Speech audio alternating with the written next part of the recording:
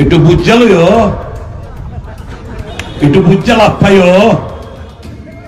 দাদা কইস অমুক ভাই আনন্দের সীমা নাই, এই পথে হাইটো না। দাদা তো হগল ছেলে গায়ে পড়ো, হাপ্পা ওই বিরোধী বাবু যেটা কয়ে গেছে আমার গরুতে আয় পড়বো। তোমরা কই যাইবা তখন? একটু বুঝা সুজ্জা কইল পার্টি